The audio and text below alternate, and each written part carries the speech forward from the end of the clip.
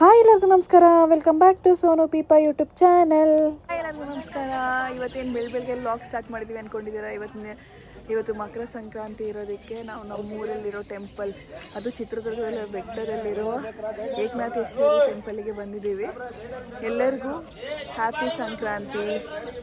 ಎಲ್ಲರೂ ನಮ್ಮ ಕೋಟೆ ಹೇಗಿದೆ ಅಂತ ನೋಡ್ಕೊಂಡು ಬರೋಣ. ಹಾಗೆ ಮೇಲೆ ಬೆಟ್ಟದಲ್ಲಿ ತಾಯಿನ ಹೆಂಗೆಲ್ಲ ಅಲಂಕಾರ ಮಾಡಿದ್ದಾರೆ ಅಂತ ತೋರಿಸ್ಕೊಂಡು ಬರ್ತೀನಿ, ಬನ್ನಿ. ಇದು ನಮ್ಮ ಕೋಟೆ ಎಂಟ್ರೆನ್ಸ್. ನಮ್ಮ ಕೋಟೆನ ನೋಡೋಕ್ಕೆ ಮಿನಿಮಮ್ ಅಂದರೂ 3 to 4 days ಬೇಕು. ಇವತ್ತು ಬರೀ ನಾವು ಏಕನಾಥೇಶ್ವರಿ ದೇವಸ್ಥಾನಕ್ಕೆ ಹೋಗಿದ್ರಿಂದ ಸೊ ಅಲ್ಲಿಗೆ ಹೇಗೆ ಹೋಗೋದು ಅಂತ ತೋರಿಸ್ತೀನಿ, ಬನ್ನಿ. ಹಾಗೆ ವ್ಯೂ ಕೂಡ ನೋಡ್ಕೊಂಡು ಬರೋಣ. ಹೀಗೆ ಸ್ಟ್ರೈಟ್ ಹೋದರೆ ತುಂಬಾ ಸ್ಟೆಪ್ಸ್ ಸಿಗುತ್ತೆ. ಹೀಗೆ ಸ್ವಲ್ಪ ರೈಟ್ ಹೋದರೆ ಅಷ್ಟೇನು ಸ್ಟೆಪ್ಸ್ ಸಿಗಲ್ಲ, ನಾರ್ಮಲ್ ಆಗಿ ವಾಕ್ ಮಾಡ್ಕೊಂಡು ಹೋಗ್ಬೋದು. ನೋಡಿ ವ್ಯೂ ಕೂಡ ಎಷ್ಟು ಚೆನ್ನಾಗಿದೆ, ಬನ್ನಿ ಹೋಗೋಣ. ಹತ್ಕೊಂಡು ಹೋಗಲ್ಲ, ಯಾಕಂದರೆ ಇಲ್ಲಿ ಸ್ಟೆಪ್ಸ್ ಇದೆ ತುಂಬ. ಸೊ ಅದಕ್ಕೆ ನಾವು ಇಲ್ಲಿ ಕಾಲ್ ದಾರಿ ಇದೆ, ಅಲ್ಲಿ ಹೋಗ್ತಾ ಇದ್ದೀವಿ, ತೋರಿಸ್ತೀವಿ ಬನ್ನಿ. ನಾವು ಯಾವಾಗಲೂ ಇದೇ ದಾರಿಯಿಂದ ಬರೋದು, ಯಾಕಂದರೆ ಇಲ್ಲಿ ಅಷ್ಟು ಸ್ಟೆಪ್ಸ್ ಇಲ್ಲ, ಈಸಿಯಾಗಿ ಸ್ವಲ್ಪ ವಾಕ್ ಮಾಡ್ಕೊಂಡು ಹೋಗ್ಬೋದು. ಹೇಗೆ ಅನ್ನಿಸ್ತಾ ಇದೆ ವರ್ಷದ ಮೊದಲನೇ ಹಬ್ಬ ಹೆಂಗೆಲ್ಲ ಸೆಲೆಬ್ರೇಟ್ ಮಾಡಬೇಕಂತ ಅಂದ್ಕೊಂಡಿದ್ದೀರಾ? ನಿಮ್ಮೂರಲ್ಲೆಲ್ಲ ಹೆಂಗೆಲ್ಲ ಸೆಲೆಬ್ರೇಟ್ ಮಾಡ್ತಾರೆ ಎಲ್ಲರೂ ಕಮೆಂಟ್ ಮಾಡಿ, ಆಯಿತಾ? ಹೇಳಿದ್ವಲ್ಲ, ಇದೇ ಸ್ಟೆಪ್ಸ್ ಇಲ್ಲದೆ ಇರೋ ಈಸಿಯಾಗಿ ಹೋಗೋದು ಅಂತ ಇದೆ. ಬನ್ನಿ. ಇನ್ನು ಆ ಕಡೆ ಒಂದು ದಾರಿ ಇದೆ, ಬಟ್ ನಮ್ಮ ಆ ಕಡೆ ಹೋಗೋಕ್ಕಾಗಲ್ಲ, ಯಾಕಂದರೆ ಬೆಳಗ್ಗೆ ಬೇರೆ ತುಂಬ ಸುಸ್ತಾಗಿದೆ, ಆಲ್ರೆಡಿ ಹತ್ತಕ್ಕಾಗ್ತಾ ಇಲ್ಲ.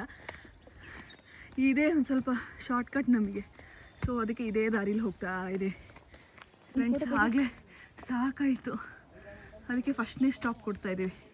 ಆಲ್ರೆಡಿ ಫಸ್ಟ್ನೇ ಸ್ಟಾಪ್ ಬಂದು ಕೂತಿದ್ದೀವಿ. ಈ ಥರ ಎಲ್ಲ ಬೆಂಚ್ ಹಾಕಿರ್ತಾರೆ, ಆಯಿತಾ? ಈ ಬೆಂಚ್ ಮೇಲೆ ಸ್ವಲ್ಪ ಹೊತ್ತು ರೆಸ್ಟ್ ಮಾಡಿ ಮತ್ತೆ ಮುಂದೆ ಹೋಗೋಣ. ನೋಡಿ, ಬೆಳಗ್ಗೆ 8 ಗಂಟೆಗೇನೆ ವ್ಯೂ ಎಷ್ಟು ಚೆನ್ನಾಗಿದೆ ಅಂತ ಸ್ವಲ್ಪ ಝೂಮ್ ಹಾಕಿ ತೋರಿಸ್ತೀನಿ, ಬನ್ನಿ. ಫ್ಯಾನ್ಸ್ ಕೂಡ ಎಷ್ಟು ಚೆನ್ನಾಗಿ ಕಾಣ್ತಾ ಇದೆ ನೋಡಿ. ನಾವು ಫಸ್ಟ್ನೇ ಬಾಗಿಲಿಗೆ ರೀಚ್ ಆದ್ವಿ. ಆಲ್ರೆಡಿ ಎಷ್ಟು ಜನ ಬರ್ತಾ ಇದ್ದಾರೆ.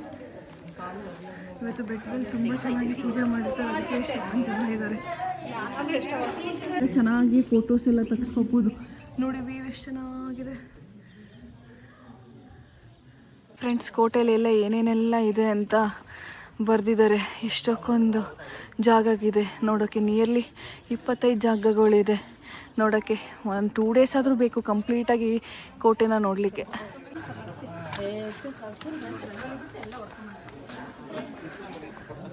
ನೋಡಿ, ಇದು 2ನೇ ಬಾಗಿಲು.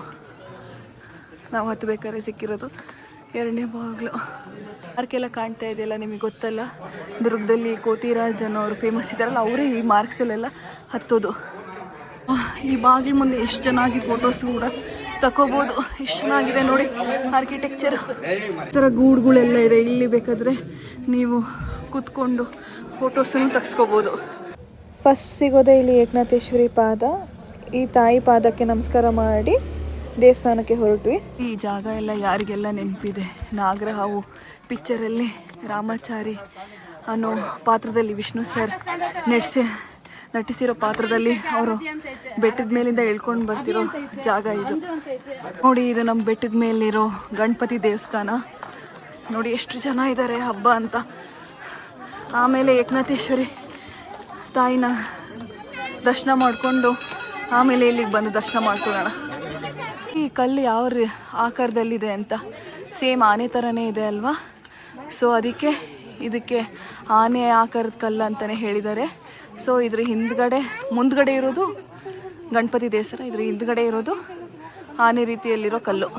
ನೋಡಿ, ನಾವು ಲಾಸ್ಟ್ನೇ ಬಾಗಿಲಿಗೆ ರೀಚ್ ಆದ್ವಿ. ಇದ್ರ ನೆಕ್ಸ್ಟ್ ಇರೋದೇನೆ ಏಕನಾಥೇಶ್ವರಿ ದೇವಸ್ಥಾನ. ಬನ್ನಿ ನೋಡೋಣ.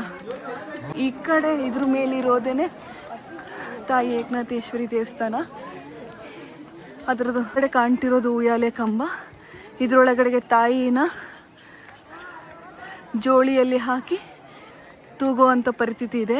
ನೋಡಿ ಎಷ್ಟು ದೊಡ್ಡದಾಗಿದೆ ಈ ಉಯ್ಯಾಲೆ ಕಂಬ. ಉಯ್ಯಾಲೆ ಕಂಬದಿಂದ ಆಪೋಸಿಟ್ ನೋಡಿದ್ರೇ ಏಕನಾಥೇಶ್ವರಿ ದೇವಸ್ಥಾನ. ನೋಡಿ, ಈ ಕಡೆ ಬಂದರೆ ಎಷ್ಟು ಕ್ಯೂ ಇದೆ ಅಂತ. ಈ ಕ್ಯೂನ ದಾಟಿ ದೇವ್ರನ್ನ ದರ್ಶನ ಮಾಡ್ಬೇಕು ನಾವು. ಇವಾಗ ತುಂಬಾ ಕ್ಯೂ ಇದೆ, ನೋಡೋಣ ಎಷ್ಟು ಬೇಗ ದರ್ಶನ ಆಗತ್ತೆ ಅಂತ. ಇಲ್ಲಿ ಎಷ್ಟು ಚೆನ್ನಾಗಿ ವ್ಯವಸ್ಥೆ ಮಾಡಿದ್ದಾರೆ. ಒಂದು ಕಡೆ ಹತ್ತೋರಿಗೆ ವ್ಯವಸ್ಥೆ ಮಾಡಿದ್ದಾರೆ, ಒಂದು ಕಡೆ ಈ ಕಡೆ ಇಳಿಯೋರಿಗೆ ವ್ಯವಸ್ಥೆ ಮಾಡಿದ್ದಾರೆ. ನಾರ್ಮಲ್ ಡೇಸಲ್ಲಿ ಈ ಥರ ಇರಲ್ಲ, ಹಬ್ಬದ ಟೈಮಲ್ಲಿ ಮಾತ್ರ ಈ ಥರ ಹೋಗೋದ್ ಕಡೆ ಒಂದು ಕಡೆ, ಬರೋದಕ್ಕೆ ಒಂದು ಕಡೆ. ಇದೇ ಏಕನಾಥೇಶ್ವರಿ ಗುಡಿ. ಇವತ್ತು ಸಂಕ್ರಾಂತಿ ಪ್ರಯುಕ್ತ ಬೆಳಗ್ಗೆ 3 ಗಂಟೆಗೇ ಪೂಜೆ ಆಗಿರುತ್ತೆ. ನೋಡಿ ಎಷ್ಟು ಚೆನ್ನಾಗಿ ರಂಗೋಲಿ ಹಾಕಿದ್ದಾರೆ. ಆಲ್ಮೋಸ್ಟ್ 1 ಅವರ್ ಕ್ಯೂ ಅಲ್ಲಿ ನಿಂತಿದ್ವಿ. ಯಾಕಂದರೆ ನಾವು ಬೆಳಗ್ಗೆ ಬಂದಿದ್ದು ಸ್ವಲ್ಪ ಲೇಟ್ ಆಗಿದ್ದರಿಂದ 8 ಗಂಟೆಯಿಂದ ಕ್ಯೂ ಅಲ್ಲಿ ನಿಂತಿದ್ದು. 9 ಗಂಟೆ ಅಷ್ಟೊತ್ತಿಗೆ ನಮಗೆ ದರ್ಶನ ಆಯಿತು. ನೀವೇ ನೋಡ್ತಾ ಇದ್ದೀರಲ್ಲ ತಾಯಿಗೆ ಎಷ್ಟು ಚೆನ್ನಾಗಿ ಅಲಂಕಾರ ಮಾಡಿದ್ದಾರೆ. ಕಾದಿದ್ದಕ್ಕೂ ತುಂಬ ಚೆನ್ನಾಗಿ ದರ್ಶನ ಆಯಿತು. ದೇವಸ್ಥಾನದ ಒಳಗಡೆನೆ ಆ ಕಡೆ ಈ ಕಡೆ ಕಬ್ಬಿನಿಂದ ಈ ಥರ ಅಲಂಕಾರ ಮಾಡಿದರು. ದರ್ಶನ ಎಲ್ಲ ಮುಗಿಸ್ಕೊಂಡು ದೇವಸ್ಥಾನದ ಆಚೆ ಕಡೆ ಬಂದರೆ ಈ ರೀತಿ ಒಂದು ದೇವ್ರ ಕಂಬ ಇದೆ. ಆ ದೇವ್ರ ಕಂಬಗೆ ಪೂಜೆ ಮಾಡಿಕೊಂಡು ಅಲ್ಲೇ ಸ್ವಲ್ಪ ಎಲ್ಲ ಫೋಟೋಸ್ ತೆಗೆಸ್ಕೊಂಡು ಅಲ್ಲೇ ಸ್ವಲ್ಪ ಹೊತ್ತು ಕೂತ್ಕೊಂಡಿದ್ವಿ.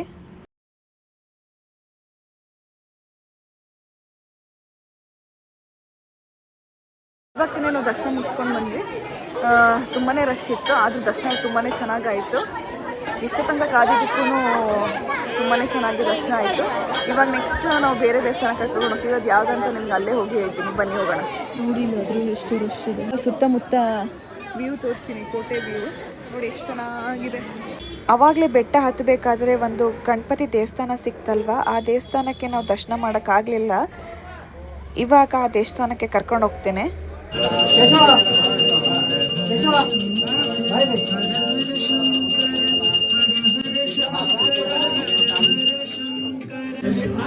ಜಯ ಜಯ ಶಂಕರ ಹರ ಹರ ಶಂಕರ ಜಯ ಜಯ ಶಂಕರ. ನಾನು ಆವಾಗಲೇ ಹೇಳಿದ್ನಲ್ವ ಮತ್ತೊಂದು ದೇವಸ್ಥಾನಕ್ಕೆ ಕರ್ಕೊಂಡು ಹೋಗ್ತೀನಿ ಅಂತ. ಇದೇ ಆ ದೇವಸ್ಥಾನ, ಉಚ್ಚಂಗಿ ಎಲ್ಲಮ್ಮ ದೇವಸ್ಥಾನ. ಇದು ಕೋಟೆಗೆ ಹೋಗೋ ದಾರಿಯಲ್ಲೇ ಸಿಗುತ್ತೆ. ಇಲ್ಲಿ ಕೂಡ ತುಂಬಾ ಚೆನ್ನಾಗಿ ಅಲಂಕಾರ ಮಾಡಿದ್ರು ದೇವಸ್ಥಾನ ಹಬ್ಬದ ಪ್ರಯುಕ್ತ. ಹಾಗೆಯೇ ತುಂಬಾ ರಶ್ ಇತ್ತು.